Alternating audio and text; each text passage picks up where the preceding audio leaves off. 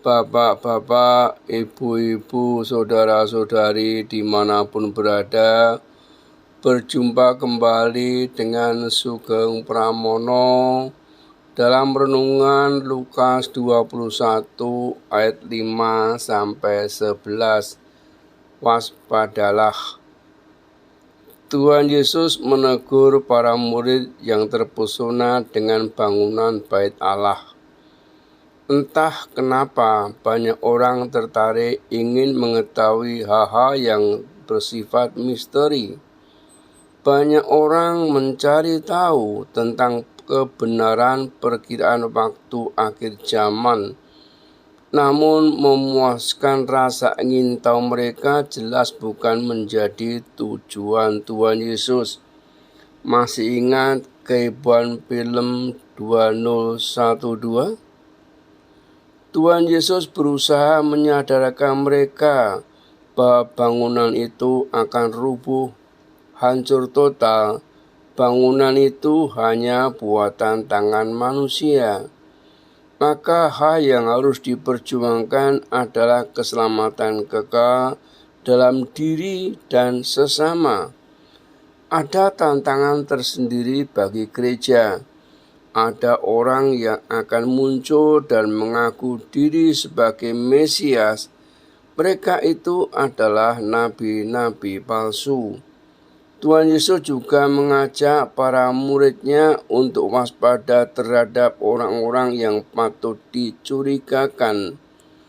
Di samping itu akan ada banyak tanda yang menakutkan seperti gempa bumi, peperangan, penyakit sampar, dan kelaparan.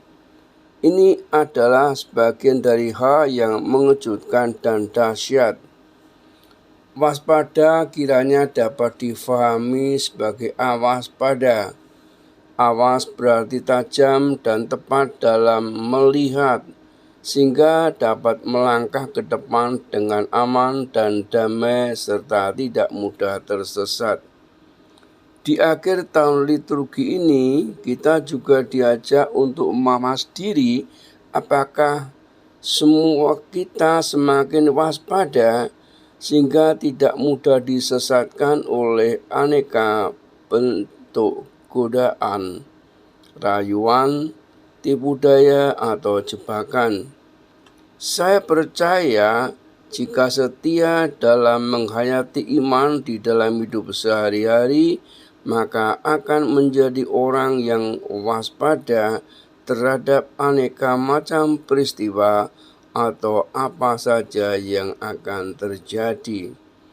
Orang waspada juga dapat melihat apa yang akan terjadi dalam tanda petik, sehingga ia dapat bersiap siaga serta membekali diri dengan baik dalam menghadapi apa yang akan terjadi.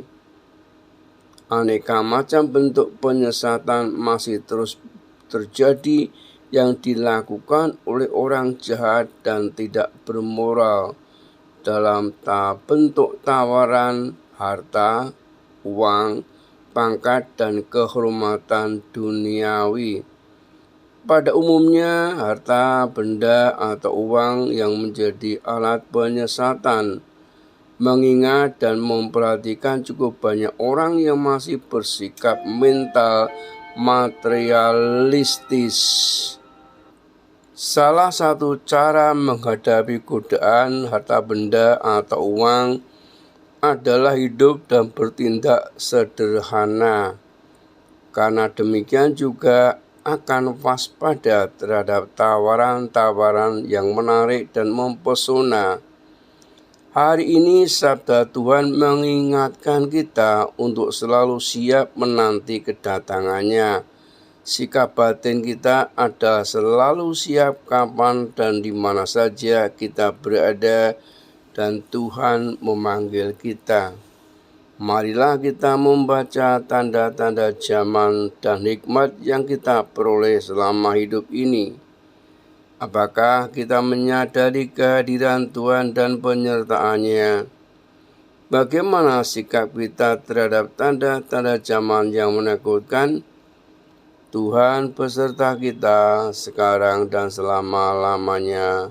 Amin.